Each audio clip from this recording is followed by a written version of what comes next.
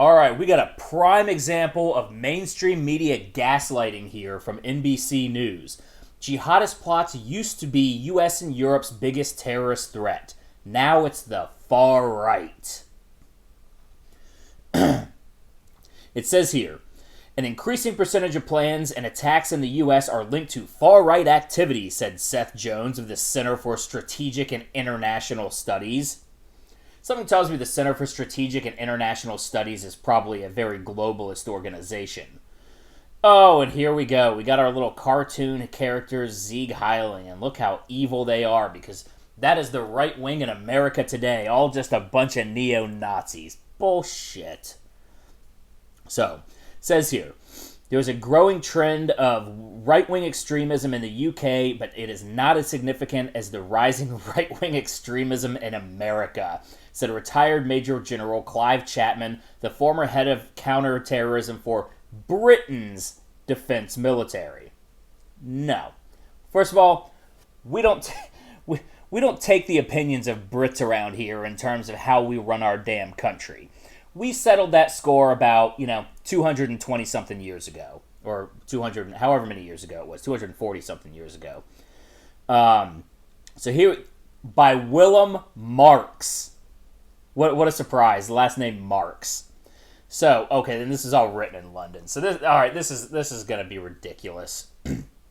So, the threat of terrorism, particularly from the far right, should be a major concern for governments on both sides of the Atlantic as coronavirus restrictions continue to ease, according to multiple experts and former law enforcement officials who have experience monitoring violent extremist activity.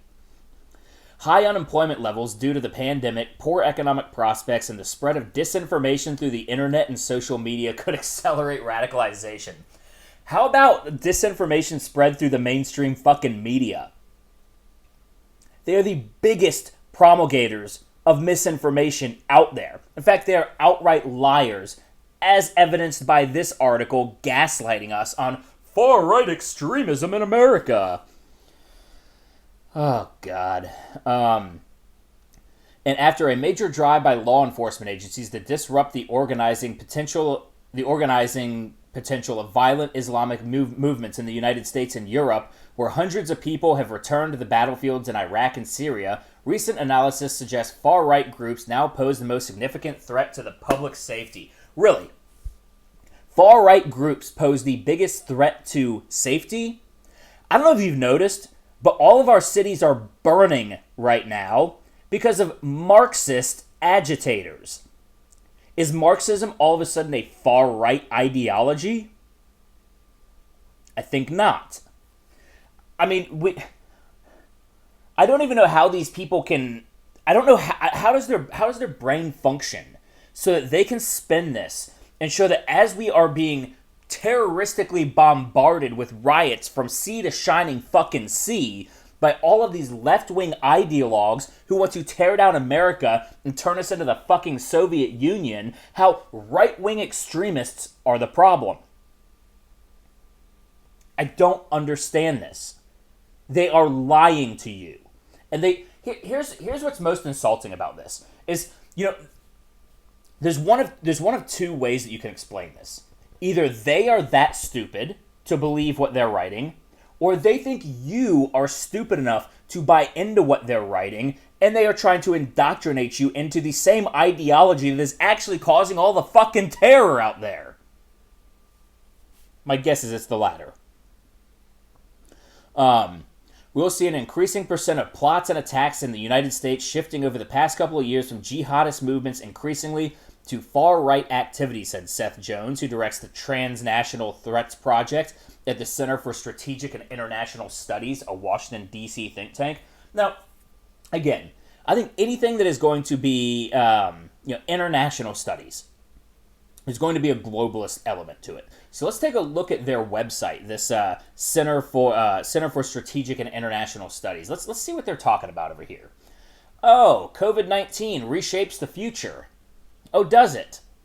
Oh, does it? How about we just give people hydroxychloroquine, let them get over it, and we go back to how we fucking were? Because these people want to change the future, and they want to use these globalist tools like COVID-19 has been used in order to accomplish that.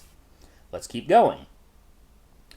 Online event, the 19th Amendment, 100 years later. A conversation with Valerie Jarrett. She's about as far left as you can get. Former Barack Obama acolyte.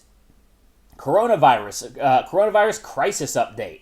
Dr. Anthony Fauci on America's runaway crisis. Everybody here knows that he's a goddamn fraud. We know that he's a fraud. We should call him Dr. Anthony Fauci at this point because we have made a Faustian deal with the devil with him. Escalating terror problem in the United States. Oh, here's a gold. Washington's China policy has lost its way. Unless that's an article about Henry Kissinger from the 1970s, I don't want to fucking hear it. Because we are not losing our way by cracking down on China. But of course, the Center for Strategic and International Studies thinks we should probably, I'm just going out on a limb here, thinking that we should just continue to kowtow to China and sell off our country to them. Because, as I've said many times on this channel, China is the model. So, we know exactly, I think we know what these people are about. Let's go back to this article. Alright. So, okay. Jones defined right-wing extremists as subnational or non-state entities with goals that include ethnic or racial supremacy.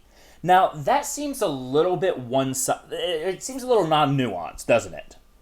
You know, there's not a whole lot of nuance to that because we are seeing a lot of racial supremacy coming on in America right now.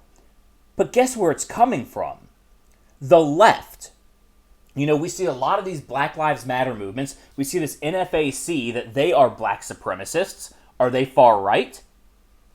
Or Antifa. You know, we know that they are racist.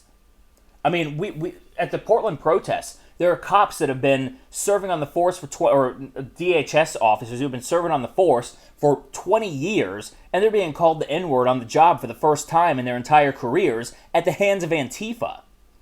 I don't know if you guys remember. I don't know if you saw it a couple weeks ago. It was the Smithsonian's Black History Museum. I forget exactly what they're called. National History. I forget exactly what it was called. But they put out this article about whiteness and how to identify whiteness in America and how to know when you're promulgating whiteness. And it was things like keeping time and having a hard work ethic. And just basically the bare bones functions of society. They were attributing strictly to whiteness. As if no other race would be able to adhere to that. That is white supremacy right there. And that's what these people don't realize is all of the white supremacy. You know, we do have a white supremacy issue. But it's coming from the left. It's coming from the Marxists. It's coming from Antifa. How many times have we heard Joe Biden say things like, if you're voting for Donald Trump, you're not black, or when he said, he said black kids, poor kids are just as intelligent as white kids. You know, I'm sick and tired of hearing this. I'm sick and tired of the gaslighting. And first of all, racism isn't just a right-wing issue. It is an issue that lies in the hearts of people on all spectrums, all sides of the aisle. So, if that's how you're defining right-wing, then you don't understand how the right and left are defined. They can also be marked by anger against specific policies like abortion rights and government authority. I mean, I'm pretty sure the Portland protests right now are pretty pissed off about government authority. Wouldn't you say? You know, we've got the Mayor Ted Wheeler trying to say that the feds have no jurisdiction defending their own damn courthouse in Portland. We have all these people saying, we've got all these left-wing news articles coming out saying that, the feds are sending out unmarked vehicles and snatching people up off the streets at will, and they're just disappearing people. Sounds like all of these issues that they're talking about are left-wing issues. Left-wing problems that we're seeing right now. I can't remember the last time we had a violent right-wing terror attack. I mean, sure, we had that shooting down in Texas? But you can match that with a shooting in Ohio by an Antifa member. So, you know, it's just, and abortion rights. I mean, when was the last time we had an abortion doctor shot? Like 1992 in Alabama? Something like that? But yeah, that's a rising problem in America. Bullshit. All right. As well as hatred towards women, or they. Who hates women? I mean, sure, we get annoyed by women sometimes. You know, men and women, we've got our differences. We love each other, but we hate each other. We got a cat and dog relationship, you know? We might wrestle around, but then we might bark and claw at each other sometimes. Whatever. What's this hatred towards women nonsense?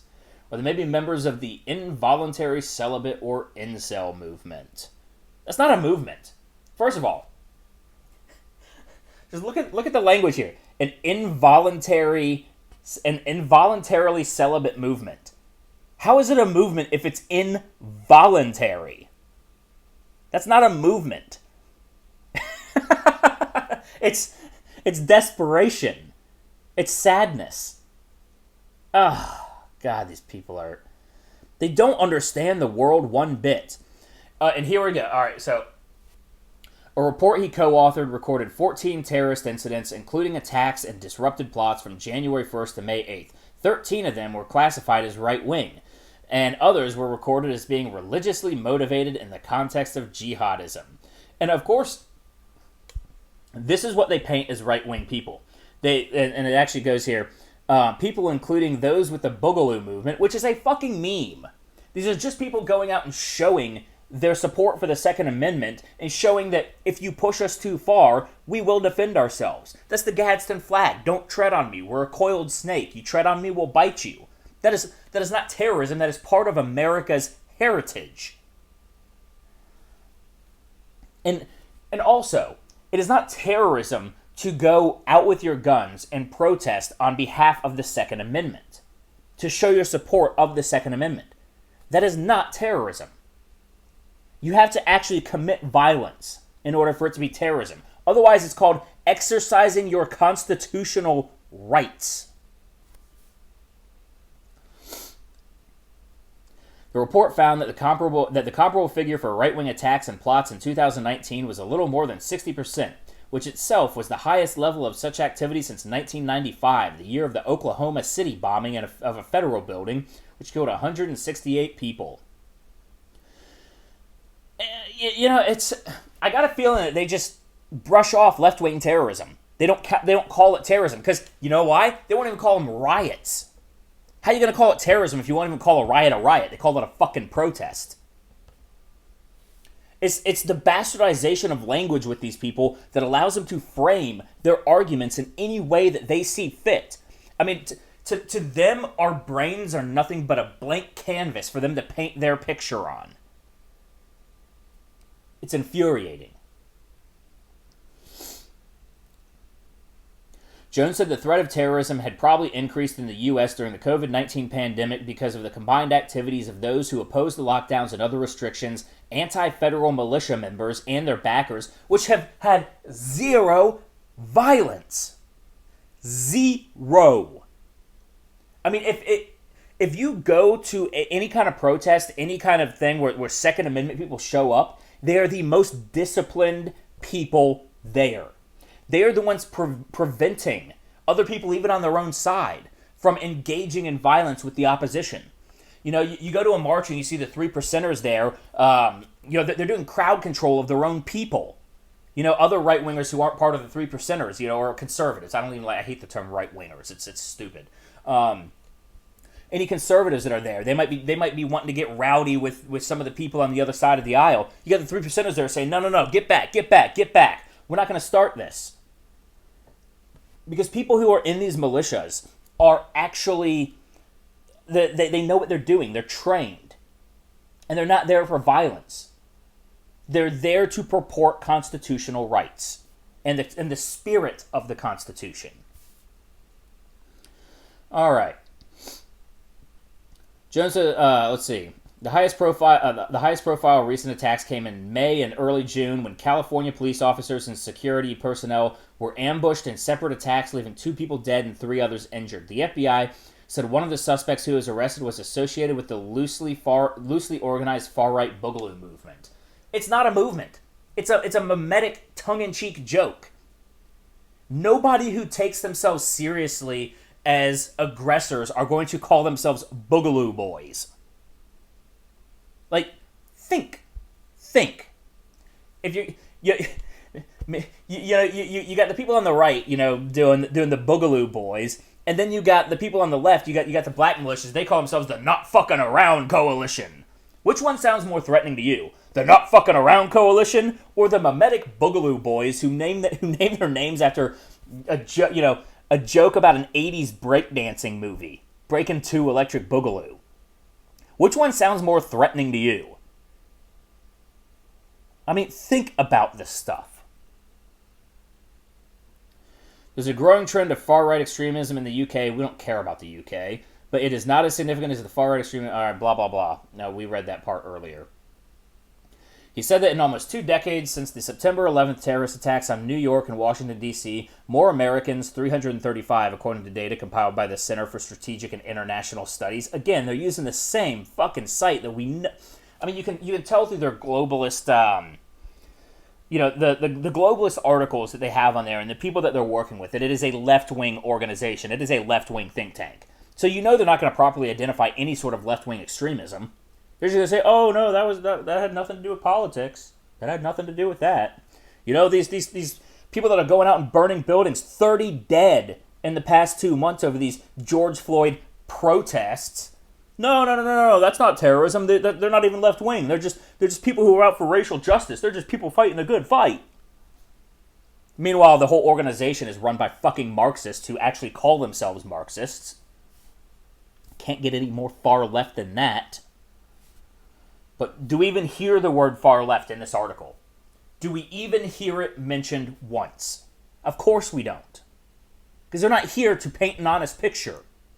They're here to gaslight.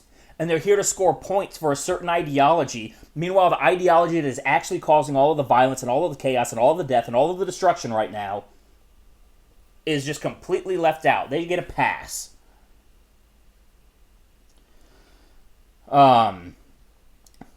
Yeah, saying that there's more people been killed by far-right extremism than any other terrorist ideology. That's because you don't mark any other ideology as terrorist. It's either Islamic or right-wing. There are no other terrorists to you. You don't call them terrorists. You don't include them in your data points. He said terrorists need more than just an ideology to act. They often nurse grievances of some kind and typically have encountered what he termed recruitment environment. That could be a social activity in a real life community, he said, or it could be online. Oh, and you think that... Hey, how about this? Here's a left-wing terrorist community. It's called the American University System.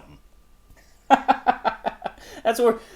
I mean, God, half the professors out there are just recruiting people into Marxist ideology, and then they just send them out along to the courtyard where they get to meet their local Antifa member. Next thing you know, they're trading in their books for a fucking ice pick and going out to stab somebody in the shoulder, but it's never going to make the news because they didn't fire a fucking gun.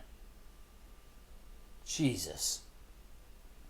But Thomas Heghammer, a senior research fellow at the Norwegian Defense Research Establishment in Oslo, and guess I don't care what Norway has to say, and I am Norwegian, still don't care what they have to say regarding America. You can fuck off, Norway. Said that while the recent shift to far-right terrorist activity has not passed unnoticed by law enforcement internationally, the kind of websites that might radicalize right-wing actors have been subject to far less scrutiny that has been accorded to the equivalent jihadist literature. Oh my God! All right, let's see. The threat hasn't been perceived as sufficiently severe. That's because it's not. Because jihadists are actually going out and blowing up concerts in London or wherever in England. What was it? Manchester, and bombing. They were bombing and doing massive running cars into crowds. Whatever the fuck you call it. Major terrorist acts that killed dozens and dozens of people. Meanwhile, you don't get that from the American right.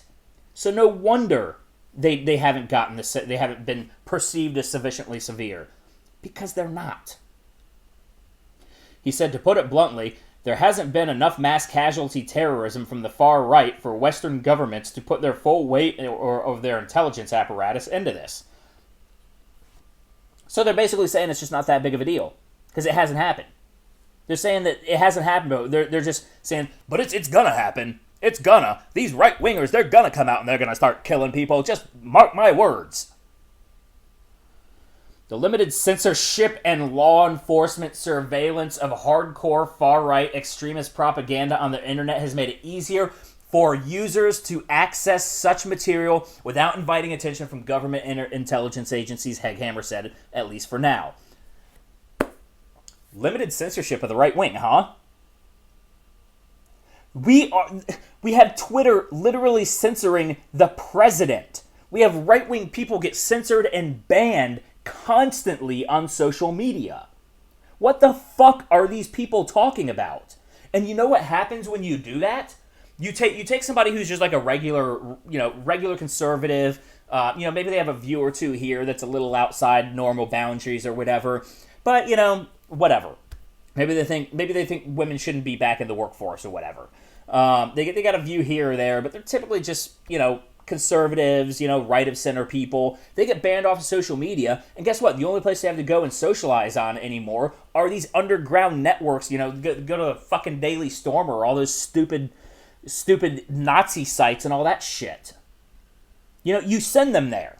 You ban them out of polite society. You ban them off of social media, and then the only place they have to go are these far right. And when I say far right, I mean like, that's the funny thing is most of the far right actually has more in common with the far left than they do actual conservatives, who they call far right.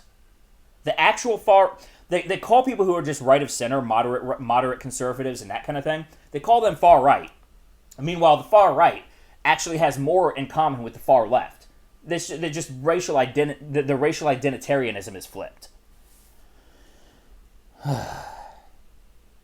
Meanwhile, the clampdown on online jihadist activity has significantly affected the ability of organizations like the Islamic State militant group to reach new audiences online. Okay, this is what's hilarious. So now they're giving all of the credit for for ISIS, the Islamic State. All of their inability to organize has to do with taking away their online spaces and not due to the fact that Trump came into office and wiped them off the face of the fucking planet. Obama spent how many years pussyfooting around, dicking around with these guys? Trump came into office, and in like 6 months, they were gone. It was like, guess what? He tweets, he's like, all right, so the last of the caliphate, they're gone now. Wipe them off the face of the planet. Oh, but it's banning them from online forums. That's what did it. God, these guys are fucking retarded. God, I'm sorry to all the actually mentally disabled people because you have far more cognitive abilities than Mr. Marx here who wrote this. I didn't mean to insult you by putting you in the same boat with this fucking author. Meanwhile, the clampdown on online jihadist activity has... All right. And I think the rest of this is just about jihadists, and that's not really the point of why I was reading this. So you can see, this is just gaslighting at its finest. It's shameless. I want to see the face on this guy. I want to see this Willem Marx's face when he types that last word and he says, huh, that's it. That's good. That'll do it. Send. I want to know if he really believes what he says or if he really is just gaslighting us for political expedience. He's got to be just gaslighting for political expedience. Nobody is stupid enough to believe the words in this article. And also to think that the Center for Strategic and International Studies is really going to be where you go to understand the left versus right issues. International studies, you already know it's a globalist organization. Or globalists are always leftists. They never hold themselves to account. The right actually hold ourselves to account. Steve King goes off the rails and makes some I don't even remember what he said. I think he was a representative from Iowa or somewhere in the Midwest, and he went off the rails and said some shit, and the Republicans just like, nope, you're losing all of your power. They took him off of all of his committees, everything like that, stripped him of it, because we actually hold ours to account. Meanwhile, you got Ilhan Omar, who makes absolutely anti-Semitic statements, And the House Democrats won't even they won't even call her out personally. They make some blanket statement about racism and prejudicial statements that from any direction are bad. Because they wouldn't even call out Ilhan Omar by name despite repeated anti-Semitic tweets or whatever, however she delivers her statement. Because the left will never hold their own accountable. Because they don't care about anything that they actually say. All they care about is power. And if they hold their own accountable, it's going to ding their own power. Meanwhile, we on the right, we actually have some fucking principles. So, anyways, guys, that's the video. Always forget to do my shameless plugs. So, remember to subscribe, like, share, comment, hit the notification bell. Let me know what you think of this video. Other things you'd like to hear me talk about. As well, don't forget to follow me on Facebook, Twitter, Instagram, and Parler at Thorburn. And don't forget, if you would like to contribute to the channel, there are links to my PayPal, Subscribestar, and Patreon in the description below. So thank you guys for watching, and I hope you all have a good night.